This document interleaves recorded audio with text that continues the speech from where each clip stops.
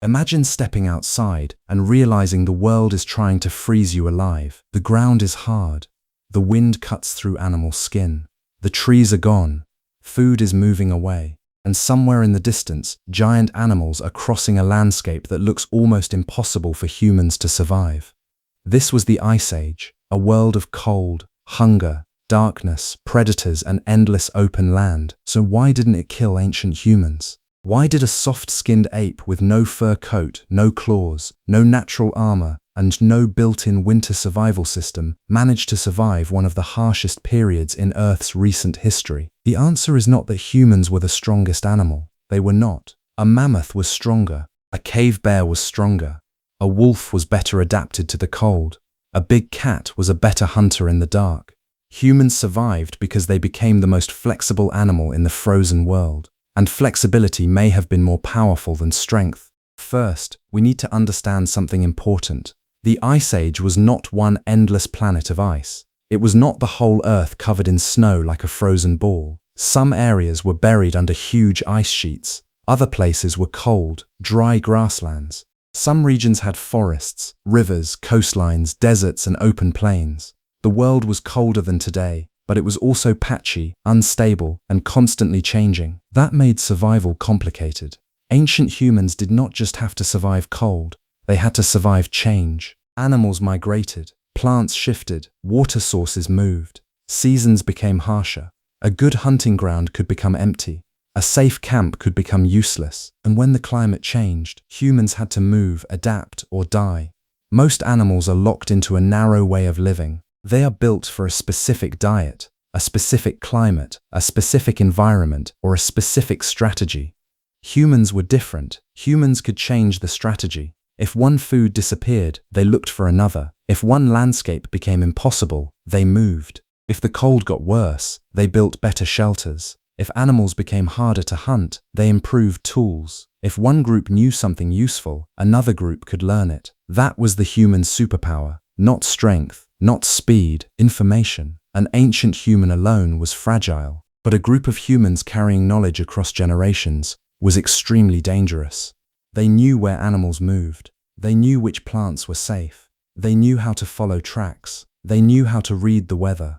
They knew how to find stone, bone, wood, hide, fat, fire, shelter, and water. And most importantly, they could teach. A wolf can learn. A bear can learn. But humans turned learning into culture. One person discovered something, and the whole group could keep it. Then the next generation could improve it.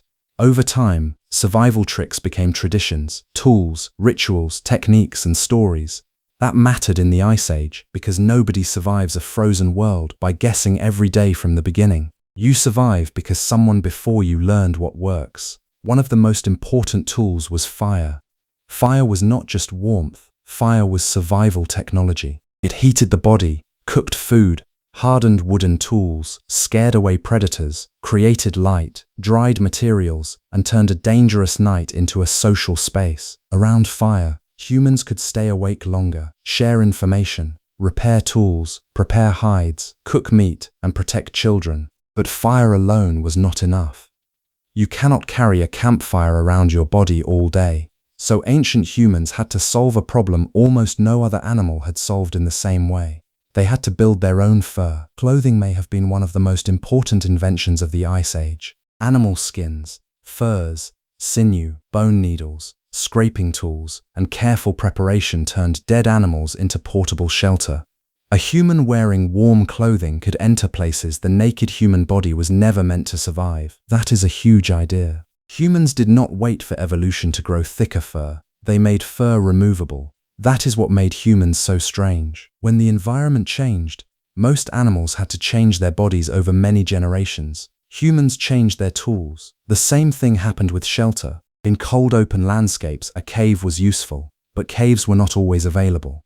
So humans learned to create protection from the wind using hides, bones, wood, stones, earth, and whatever the landscape offered. Some Ice Age shelters may have used mammoth bones as frames, covered with skins and weighted down against the wind. Imagine that, humans living inside structures partly made from the bodies of the giant animals around them. A mammoth was not only food, it could become clothing, shelter, tools, fuel, and survival material. This is another reason humans survived. They did not waste much. In a harsh world, an animal was not just meat. Fat was calories, hide was warmth, bone was structure, tendon was cord, antler was tool material, teeth and shells could become decoration. Even the parts that seem strange to modern people could matter. The Ice Age rewarded humans who could turn one successful hunt into many forms of survival. But hunting giant animals was dangerous. A mammoth could crush a human instantly. A woolly rhinoceros was not a walking meal. A bison, horse, reindeer, or aurochs could injure or kill. Ancient humans had to be careful, organized, and patient. They used planning, they used teamwork, they used landscape. They may have driven animals toward traps, cliffs, mud, narrow passages, or ambush points. They learned animal behavior. They followed migrations. They understood that survival was not about being stronger than prey, it was about being smarter together. But meat was only part of the Ice Age diet. Depending on the region, humans also gathered plants, roots, berries, nuts, eggs, shellfish, fish, and anything else edible. The idea that ancient humans survived only by heroically hunting mammoths is too simple. The real skill was variety. Humans survived because they could be hunters, gatherers, scavengers, fishers, toolmakers, trackers, builders, and travelers. If the world changed, they changed with it. And then there was another advantage: social connection. In the Ice Age, isolation was dangerous. A small group with no allies could lose access to mates, tools, information, or help during hard times. But groups that stayed connected could exchange materials, knowledge, and people. A piece of stone from far away tells a story. A shell found inland tells a story. A tool style spreading across regions tells a story. It suggests that ancient humans were not just surviving in tiny, isolated groups. They were connected across landscapes, and connection helps survival. If one group knew where herds had moved, that information could save lives. If one group had good stone and another had food, exchange mattered. If people formed bonds beyond their immediate camp, they had options when local conditions failed. That may be one of the reasons Homo sapiens survived while other human species eventually disappeared. Not because we were magically smarter in every way, but because our combination of language, cooperation, flexibility, tools, and social networks may have made us unusually good at surviving unstable worlds. The Ice Age did kill humans. Many of them. It killed babies, the injured, the isolated, the unlucky, the starving, and the unprepared.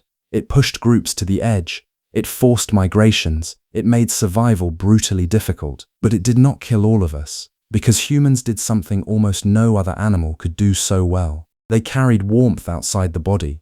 They carried knowledge outside the brain. They carried food across distance. They carried tools across generations. And they carried each other through a world that would have destroyed a human alone. That is the real answer. The Ice Age did not spare ancient humans. Ancient humans learned how to cheat it. They used fire instead of fur, clothing instead of evolution, shelter instead of caves alone, culture instead of instinct, cooperation instead of strength, and memory instead of starting over. The frozen world did not need humans to be powerful. It needed them to be adaptable. And that was exactly what humans became. Not the fastest animal, not the strongest animal, not the best protected animal, but the animal that could look at a deadly world and slowly turn its dangers into tools. The cold became a reason to make clothing. The dark became a reason to gather around fire. The mammoth became food, shelter, and fuel. The empty landscape became a map. The group became protection. And every lesson learned by one generation became a better chance for the next. That is why the Ice Age did not kill ancient humans, because humans were never just surviving the world as it was. They were already learning how to remake it.